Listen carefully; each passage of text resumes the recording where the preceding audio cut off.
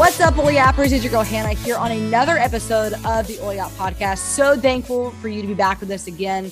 On the Oil Yap Podcast, it is once again a new year, a new fresh start, and a new topic here that we are talking about. Last month, in the last couple months, we focused more on immunity, the immune system, immunity support, and obviously what that looked like, digestive support, the respiratory system, even emotional support for the holidays. And we've kind of transitioned that into the new year.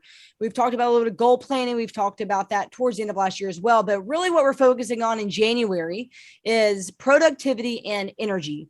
Two things which is really important, whether you're planning your goals, you're setting your goals, or you're trying to achieve your goals. You need to have a good system and mindset and action. And one of the two things you have to do is you have to have a lot of energy, and you have to be pretty productive with that. You can't just kind of, do it here and there. So to bring a better person on to talk about it, because clearly I don't know what I'm talking about, I'm joined by our one and only Jim Bob Haggerton, as always, the last 2 weeks of every month on the podcast. Yo. Jim Bob, how are you doing? I'm great. How are you? I'm doing all right.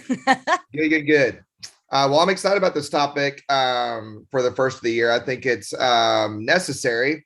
I mean, we talk about goals all the time, but we don't talk about productivity and the energy to keep it going to get them accomplished. So I think I think this is good. Well, speaking of that, Jim Bob, I know we kind of talked about towards the end of last year, some of our personal goals, and you kind of went over some different ways to attack your goals. Maybe you're someone like me that has more long-term goals, or maybe you're someone who you gave an example of you have to have steps to get to goals, to have more goals. And so, let's talk about, I guess, the productivity part, or energy. You can pick whichever one, but I guess productivity kind of makes more sense now that we're talking about it to go first, because, I think maybe having the energy for it, but not having the productivity can maybe be cart before the horse. So, or the horse before the cart, whatever it is, whatever the saying is. I don't even know which one it is, but let's talk about productivity, Jim Bob. What does it look like for you personally to be productive with your goals, be productive with your day? I mean, kind of take us through a little bit of your routine that you found to help you continue to be successful and on track to what you have your goals set for. Sure. So for me, productivity looks like just stewarding my time really well. And so we're super busy. And honestly, the busier I am, the more productive I am because I don't have any time to waste. The least productive I am is when I have a ton of time and I'm just like laying around and doing whatever. And I have all the time in the world to get things done. And then I normally don't do it. And so for me, and you'll find this a lot with different people that are working, the busier they are, the more productive they are because they know they've got to get it done. So that's one thing for us. The other thing is on the days that I do have time, like my one day off from a lot of the things I'm doing is Monday. And so that day, since I know that I have the time, I schedule those days out really well. Like I have different consults that I do that day. If I've got to get videos, I do that day. If I'm doing errands, I do it that day, and I set it up in blocked amounts of time so that I know I'm going to get it done. And that's something that we haven't done well all the time, but we're doing pretty well right now, and that's working really well for us. So that's one. The other thing for me, I think productivity-wise that helps massively is, so like last fall, the Lord really took me into a thing of like taking me back through stewardship and just wrapping my brain around this word. And we think about it for money all the time, like how are you stewarding your finances? But it was really more of how am I stewarding my time? How am I stewarding my space? How am I stewarding my the time with my kids, the time in the car? How am I stewarding and taking care of this office that I do videos in and all this stuff? So one of the things that I got that I started doing was just really organizing everything, like cleaning everything up and having it really organized so that when I roll in, everything's kind of ready and I'm not having to like figure out what to do with the room before I get going. And I'm not wasting 10 to 15 minutes here and there, or 20 minutes here or there, or an hour here and there looking for things, or trying to find that one plugin, or trying to find that one thing for my computer or whatever. And that made a huge difference for me. And honestly, I think part of the time I wasn't getting a lot of stuff done because I just didn't want to work in a messy office. And so Cindy's that way too, with the kitchen even.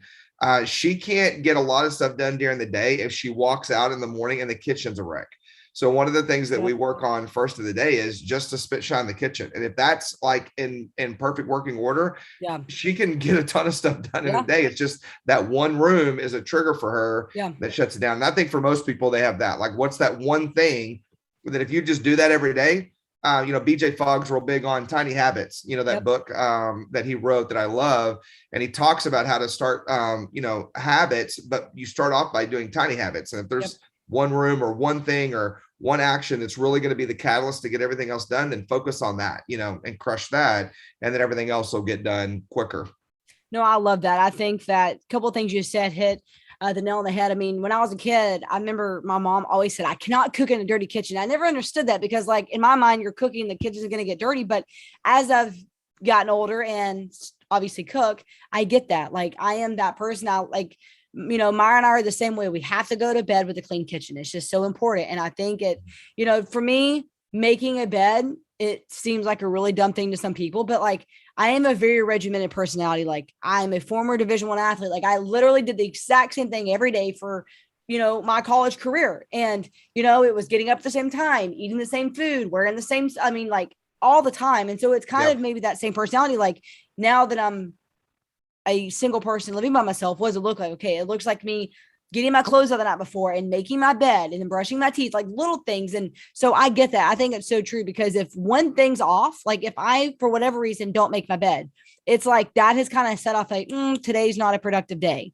And so I think it's so true. Finding whatever routine works for you. And whether that's like your wife, like Cindy, obviously having a clean kitchen, I think that's so important. And something else you said, is having a clean workspace. I mean, I think that's so true because, I feel as though when I am the most disorganized is when everything goes to shambles. Like I have my backpack with all my computer cords, but if I don't plan that, if I don't leave the house and make sure I have them all, it's all going downhill. So I think both of those things you said were so accurate. So true. Yeah. I mean, and so like, even down to like, there's one specific backpack I use that I take either on work trips or when I'm doing classes or anything else. And that backpack has everything that I need in it. Yeah. It has all the stuff for my computers and it has an extra backup of this and that or whatever. And I know that when I grab that bag, it's ready, with all of my things. And so I think, most of the time with productivity, people just don't pre-plan, like they don't plan to be productive. And it's the whole thing of like, well, if you're not planning to be productive, then you're not going to be productive. That's just the way it's going to be. Yeah. But schedule wise, it's just like money, time. I mean, you're either telling your minutes where to go or someone else is going to tell you where to put them, and they're going to take them. And having 5 kids, that's a guarantee. Like if I don't say, hey, this is the time I have to do this, and I have a real narrow window to get it all done in, then my kids are going to need a ton of stuff, even, just in my own house. So getting all that squared away is key. Now, I think to wrap this up, Jim Bob, one of the things it's always stuck with me is when I was in college, I had a weightlifting coach, one of the, not even physical therapists, but like personal trainers at Alabama.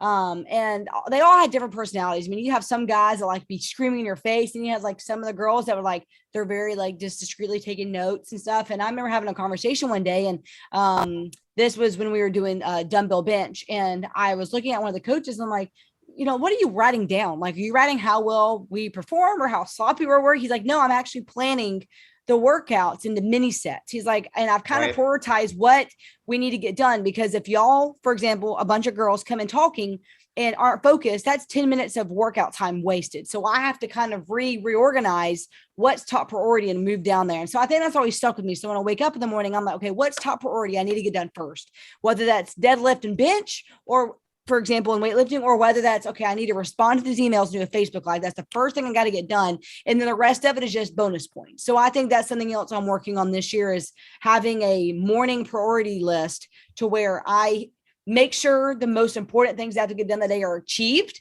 And then from then on, it's like, all right, it's like Mario Kart, just extra little jumping up, or driving, just extra little points along the way. Yeah.